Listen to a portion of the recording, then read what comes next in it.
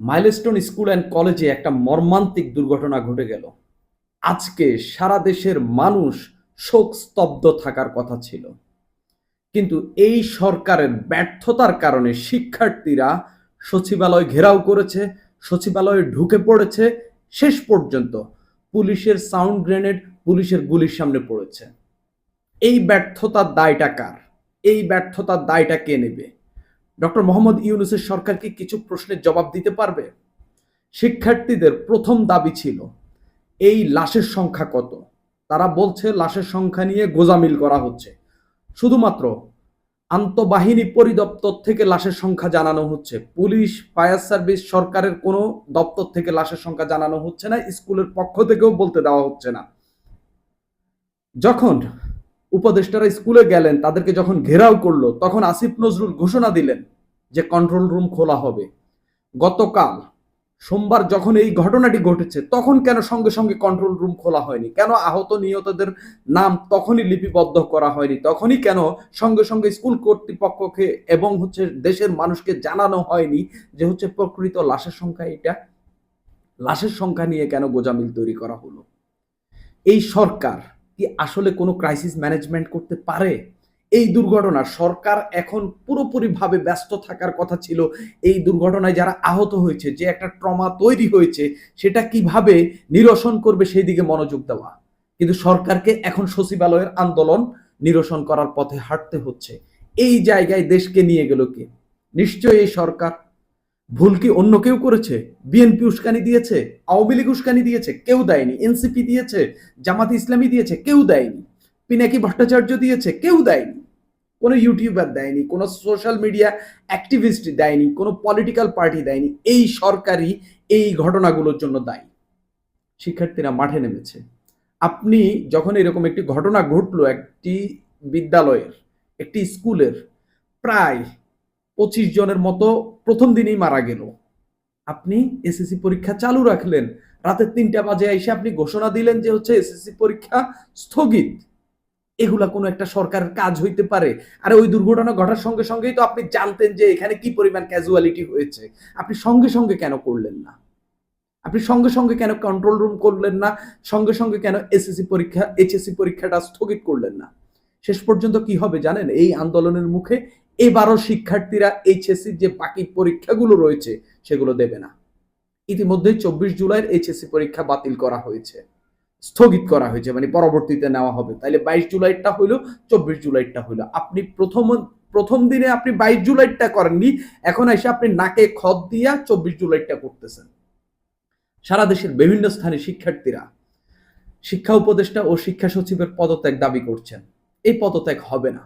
Doctor Mohammad ইউনূসের সরকার যখন দায়িত্ব নিয়েছেন, তখন তার পক্ষের লোকজন যারা তাকে পছন্দ করেন বা তারা যারা তাকে এই পদে বসিয়েছেন, অনেকেই বলাবলি করছেন তিনি সবচেয়ে যোগ্য লোকদেরকে এই উপদেষ্টা পরিষদে এনেছেন, তিনি এই মন্ত্রণালয় থেকে বাছাই করা লোকদেরকে সচিবের দায়িত্ব দিয়েছেন, বিভিন্ন গুরুত্বপূর্ণ দায়িত্ব দিয়েছেন।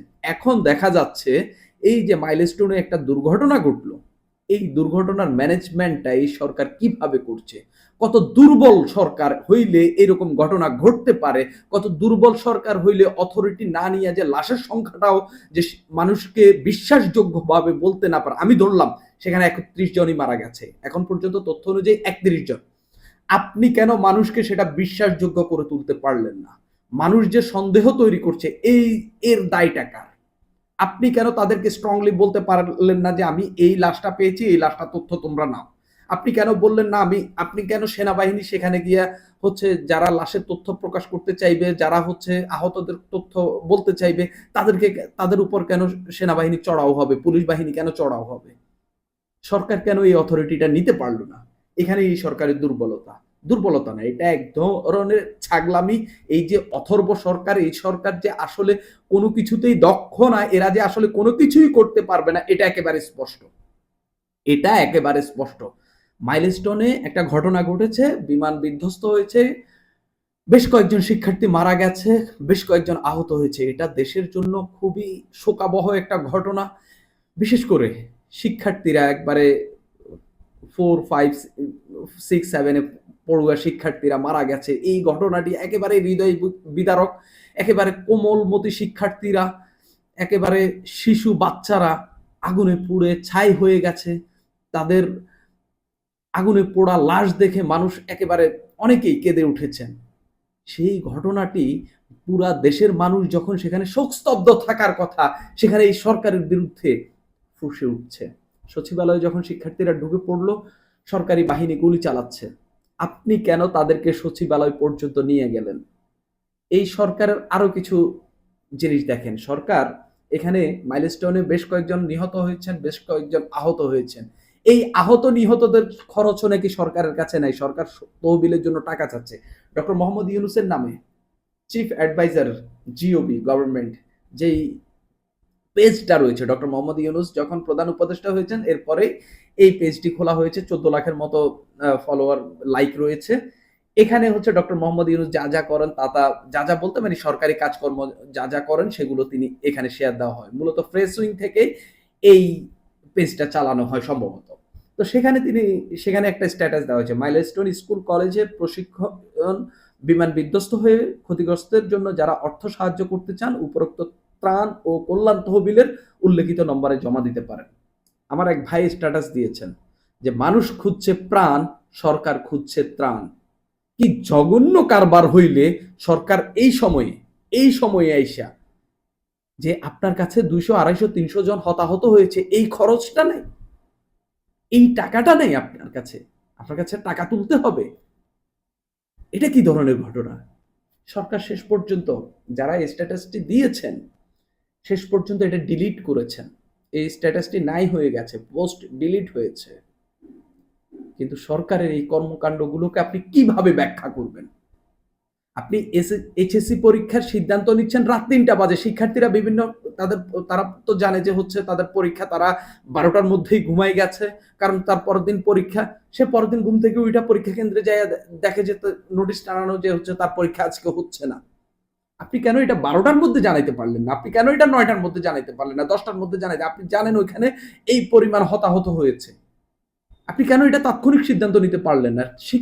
শিক্ষা উপদেষ্টার কাজটা কি ছিল? তিনি তো ওই ঘটনায় উনি কোনো কিছুর সঙ্গে জড়িত নন।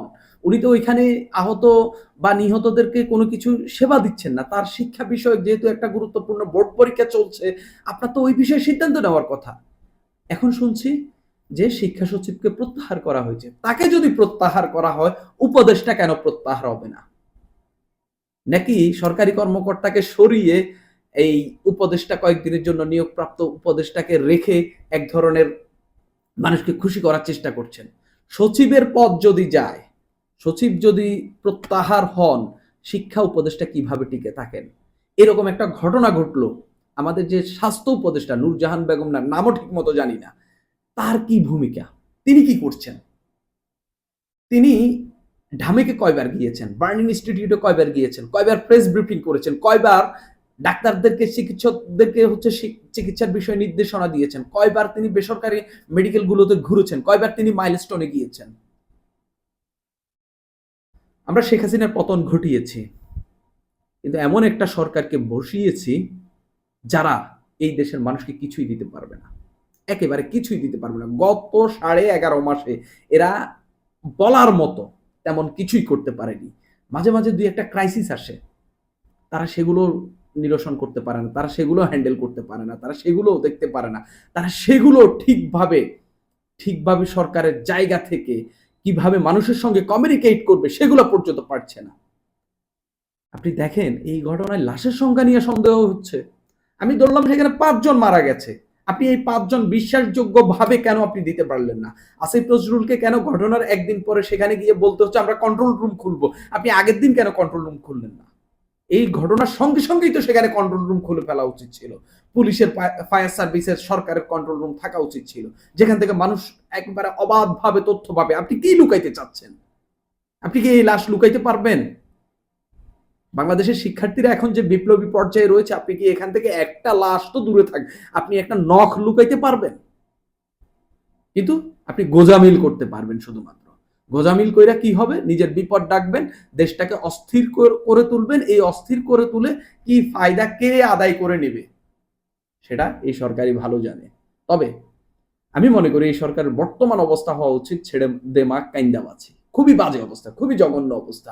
মাইলস্টোনের এই ঘটনা থেকে সচিবালয় ঘেরাও, সচিবালয় শিক্ষার্থীদের ঢুকে পড়া, সচিবালয়ে শিক্ষার্থীদের উপর পুলিশের গুলি চালানো কখনোই এইখান থেকে, এই ঘটনা থেকে ওইখানে যাইতে পারে না।